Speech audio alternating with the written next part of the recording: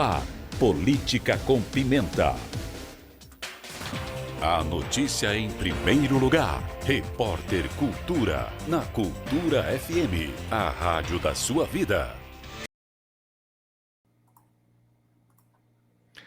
São 7 horas mais 37 minutos, 7h37, estamos de volta na apresentação do seu Repórter Cultura, agora com o quadro bissemanal Política com Pimenta, a hora certa por aqui, sempre no oferecimento em Lojas Rar, desde 1921 sempre presente, e nós vamos ao ar todos os dias no oferecimento do Supermercado Chit, seu amigo perto de você. Já estão conosco aqui os nossos comentaristas do Política com Pimenta para mais uma edição do Política com Pimenta, última edição do mês de fevereiro, dia 28 de fevereiro. Portanto, vou cumprimentando aqui, primeiramente, o meu amigo Osmar Bento Campreguer, que esteve ausente aí no último quadro em função de tratamento dentário que está fazendo, mas hoje já está tudo certo, né, Osmar? Um abraço, bom dia. Bom dia, Odair, bom dia, Júlio, bom dia aos ouvintes e bom dia à nossa equipe técnica. Tudo bem, o Júlio Reda, um abraço, seja bem-vindo, bom dia. Bom dia, Odair, bom dia, Osmar, Aldori, a Lara, né, a equipe da rádio e todos os nossos ouvintes. Muito bem, vamos começar então o nosso Política com Pimenta de hoje, sempre com assuntos que estão aí pegando na política nacional. O primeiro tema, certamente, nós estamos falando aqui da questão das emendas do relator. Vocês lembram dessa palavra emendas do relator? Tinha se esquecido esse termo emendas do relator e se usava somente orçamento secreto, né, até o final do ano passado, ou pelo menos até a eleição do ano passado. Mas a partir de agora, o nome mudou de orçamento secreto para emendas do relator, e a equipe do Lula já solicitou mais de 330 milhões de emendas do relator. O que chama a atenção nisso aí, não tem nada, a princípio, não parece que ter nada de errado na situação das emendas do relator, a não ser o fato de que elas eram chamadas antes de orçamento secreto, e de que na campanha o Lula disse que o orçamento secreto era a maior vergonha deste país, Júlio. Como é que as coisas mudam, né? Novamente, depende de quem faz a reportagem, depende de quem faz, né? A dúvida agora para esse novo período é saber como vai ser o nome, né? Porque deve mudar o nome. Também tivemos lá no passado o Petrolão, também tivemos o Mensalão. Qual será o nome do dinheiro largado a rodo, né, que teremos aqui? Isso vai acontecer, né? Isso não resta dúvida, é uma questão de histórico, né? Isso aí é uma situação que a gente vê que vem se repetindo. O Centrão, né, como aquela velho jargão que a gente já falou aqui, né, o Centrão não se vende, porque quando você compra ou vende alguma coisa, você só paga uma vez. O Centrão, ele se aluga. Então, deveremos ter aí negociações conforme as necessidades.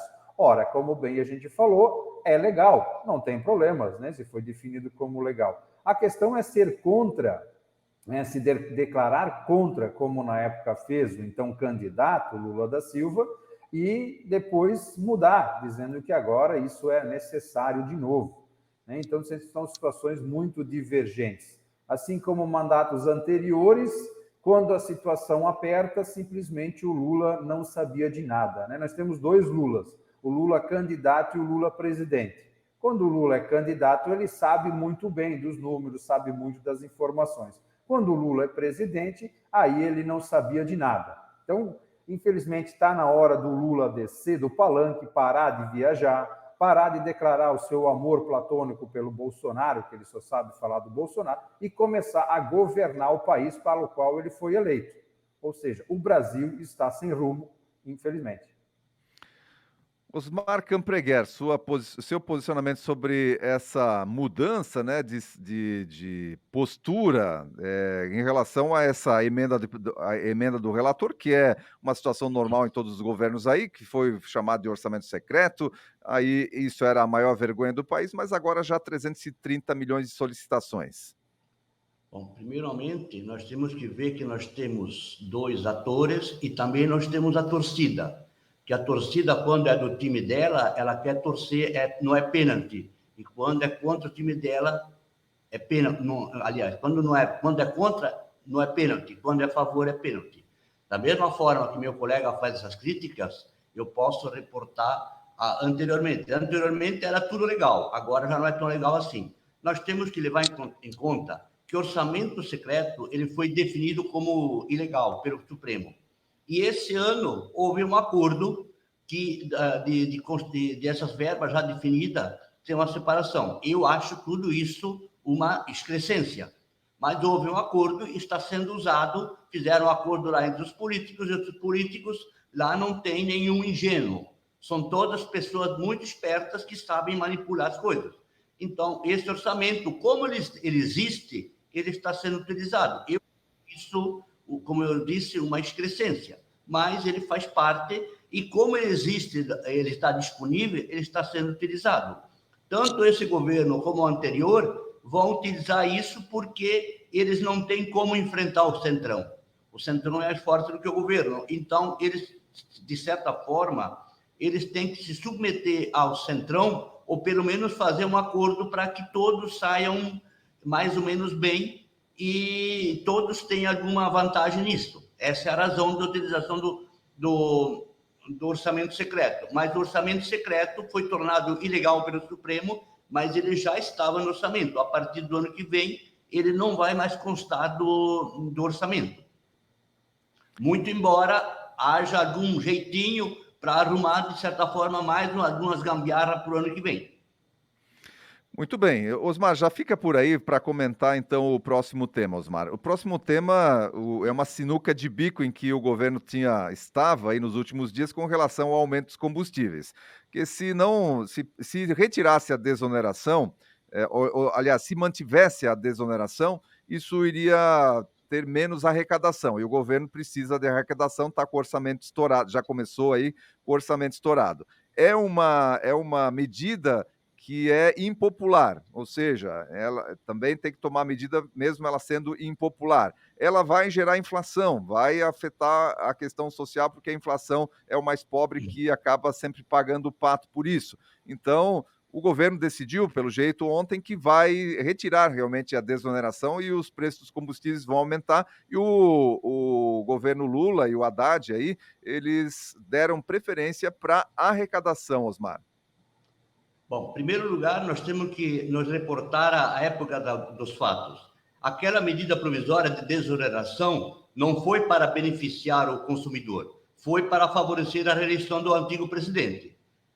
E tanto é verdade que estava prevista até 31 de dezembro. Se o governo anterior tivesse vencido as eleições, 1º de janeiro nós já teríamos a volta dos preços, dos tributos ao combustível.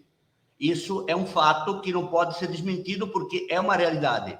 O governo só se desonerou porque ele queria ganhar as eleições. Essa é a única razão naquele momento. Também nós temos que ver o seguinte, esse governo aqui, ele está, como você disse, numa sinuca de bico. Se correr o bicho pega, se ficar o bicho come. Então, ele optou, na minha modesta opinião, embora eu como consumidor esteja prejudicado, ele optou por fazer o caminho certo, que é voltar à oneração, porque essa é a previsão que o governo não pode perder a arrecadação. Se ele decidisse, ao contrário de continuar a desoneração, o que nós teríamos hoje? Olha, o governo Dilma voltou, e na realidade não pode ser praticadas as coisas como era no passado. O meu ponto é que eu discuti isso aqui ano passado. Para mim, o problema está nos excessos de ganho da Petrobras, que era aquele governo que deveria ter enfrentado. O governo anterior, ele demitiu o presidente da Petrobras como forma de pressionar o presidente a segurar os combustíveis. Isso aconteceu várias vezes. Então, eu acho que, embora amarga, a medida está correta e eu, como consumidor, eu lamento muito. Eu gostaria de continuar pagando a gasolina o menor preço possível, mas é a medida correta que o governo vai ganhar credibilidade diante do mercado. Essa é a minha opinião. Júlia, sua posição sobre isso, Júlio?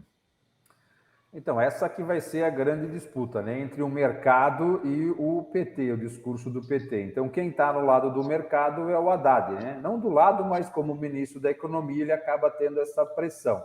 Então, dependendo de como for, ou o PT vai ganhar, ou o Haddad vai vai ganhar. Então, a opção atual hoje é o quê? É queimar o Haddad, né? Ele está lá para isso. O Bolsonaro, o governo Bolsonaro, na época, pode ter criado também, para fins eleitoreiros, essa desoneração? Claro que pode, mas é um dos itens que ajudou, né, e continua ajudando a controlar a inflação. Então, ao mesmo tempo, não estou dizendo que sou a favor ou sou contra, eu acho que a gente não pode criar bolhas como já aconteceu.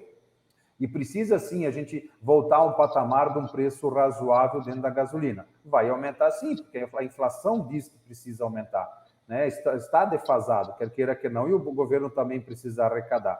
A questão é que, como a gente falou bem anteriormente, o discurso muitas vezes é pregado de uma forma e depois se fala outra. Então, quando você fala que quer baixar os juros na canetada, não pode, né? Os juros automaticamente vão aumentar. E alguns hipócritas da própria dos veículos tradicionais da mídia dizendo que esse reajuste ele vai afetar mais a classe média, que as pessoas menos favorecidas, os mais pobres, não serão afetados. Olha, tudo movimenta no Brasil através das rodovias, né? Então, esperem, vai aumentar passagem, vai aumentar comida, vai aumentar gás, isso todo mundo vai ser impactado, não tem aquele que vai ser impactado mais ou vai ser impactado menos. O que vai acontecer é que, automaticamente, algumas pessoas vão ter condições de remanejar, de fazer algumas adaptações.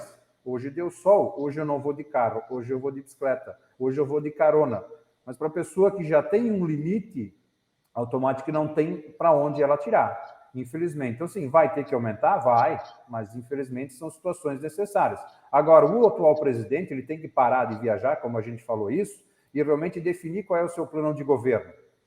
Porque, ele, ao mesmo tempo que ele diz que não tem dinheiro, ele está distribuindo um monte de dinheiro por aí, criando milhares de ministérios, né? Ah, mas os ministérios adicionais não têm custo. Como não tem custo? Se um ministro ganha aí 40, 50 mil com salário e mais benefícios, e em vez de 10 eu tenho 20, com certeza o custo vai ser maior.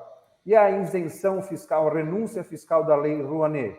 Se não tem dinheiro, cancela esses subsídios. Então, quando foi criada, foi justamente criada para fomentar a parte cultural. Hoje eu vejo que não é uma situação tão prioritária.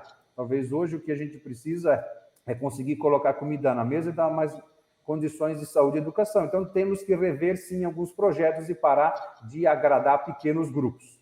Hoje, a única certeza que a gente tem com o Brasil atual é que hoje está melhor que amanhã. Muito bem, Júlio. E agora nós vamos passar a palavra para o Osmar. Vamos trocar um pouco aqui as falas para falar sobre o último tema, Osmar. O último tema é a CPMI aí dos atos do dia 8 de janeiro. O presidente do Senado ainda não leu o ato de criação da ação apresentada pela senadora Soraya Tronic. Ele tem 10 dias para se explicar. Inclusive, o ministro do Supremo Tribunal Federal, o Gilmar Mendes, determinou que o presidente do Senado, Rodrigo Pacheco, justifique o fato dele ainda não ter lido o ato de criação da CPI de 8 de janeiro. Então, a gente vê novamente aqui o Supremo Tribunal Federal sendo envolvido. Nesse caso aqui, a ação foi apresentada pela Soraya Tronic, né, que já conta com pelo menos 39 assinaturas, 12 a mais do que necessário para a instalação da CPI. Tem a CPMI também, que já tem assinaturas suficientes. Mas será que vai sair alguma coisa aí desse balaio? Sim, primeiro eu queria só fazer um adendo com relação à Lei Rouanet. Essa semana surgiu a notícia que o empresário bem conhecido do Vale do Itajaí foi favorecido com um projeto para fazer uma peça sobre o Silvio Santos com R$300 mil pela Lei Rouanet. Então, como se diz, a bolha não é exatamente o artista, tem mais gente envolvida na Lei Rouanet. Com relação à CPI, eu acredito que essa explicação dos 10 dias se deve a essa CPI, eu salvo engano meu, ela foi apresentada ainda em janeiro, e me parece que havia assinaturas de senadores que ainda não eram detentores do mandato, e talvez seja essa a razão. Mas a CPI vai ser implantada, inclusive a CPMI foi protocolada. Ontem, hoje, já está protocolada a nova CPI. Eu acredito que a CPI, infelizmente no Brasil, ela é usada como instrumento de constrangimento para outro lado. Quando a origem seria para investigar fatos relevantes, que de fato seriam relevantes. Mas hoje, tanto hoje como no passado, os governos que estão no poder não querem a CPMI porque o objetivo é constranger quem está no poder. Então, mas eu acho que o governo tem que enfrentar CPMI, CPI e segue o Brasil. E o Brasil não vai parar por causa disso. O que querem fazer é chamar atenção para o evento do dia 8/1, que para muitas pessoas aquilo foi um golpe, aquilo não foi, aquilo foi, enfim, houve negligência de várias partes e essa é a razão da CPMI. Da minha parte, eu não vejo problema em fazer a CPMI, eu acho que quem errou deve ser exposto e seguir adiante, porque o Brasil precisa ser passado a limpo. E essa é a minha opinião sobre isso. E com relação aos 10 dias, de fato, o Pacheco tem 10 dias para explicar o porquê, e eu acredito que até o final de março essa CPMI está instalada e funcionando, e vamos seguir a legislação. E que eu digo que a CPMI em janeiro é que esses senadores que assinaram ainda não eram detentores de mandato. Talvez seja essa a dúvida. E também existe dentro dos apoiadores do governo, existe muita resistência à sua implantação. Essa é a razão da má vontade, vamos dizer assim, do Pacheco. Então, para mim, está tudo certo, segue o jogo, quem é responsável tem que ser exposto. Júlio, para os seus comentários, então, sobre essa questão aí da CPMI, CPI, Senado, Rodrigo Pacheco, Gilmar Mendes. Olha, quem não deve, não teme, né? Então, vários deputados e senadores já se manifestaram que existe aí uma pressão do grupo do governo, inclusive fazendo pressão para que não votassem, né? Não fossem a favor, mas tem que investigar, sim, seja CPI, seja CPMI, né? Porque tem várias frentes, vários grupos, né, que vieram com esse pedido, precisa ser investigado o quanto antes possível, né? Para a gente já poder virar a página e não ser utilizado como uma questão de campanha, né? Eu acho que de promoção da própria oposição também. Mas precisa ser esclarecido. Nessa hora a gente tem que olhar e esclarecer. Porque assim, por que essa investigação hoje está no STF?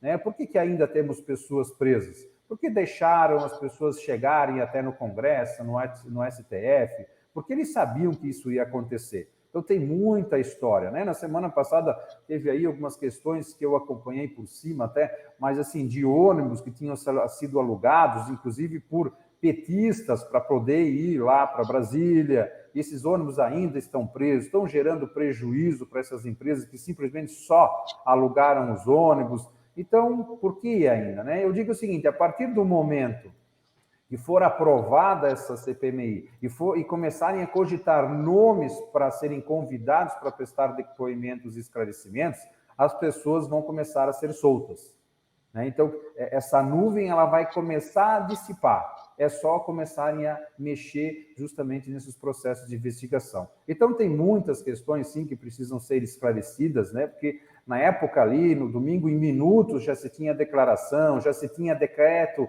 de intervenção no Distrito Federal, né? E por quê? Porque era uma situação que não se sabia, né? Vamos utilizar por recente situação que aconteceu aí no litoral de São Paulo, aconteceu em Santa Catarina, várias cidades aqui da nossa região, a questão das chuvas, né? E qual é a intervenção federal que está acontecendo?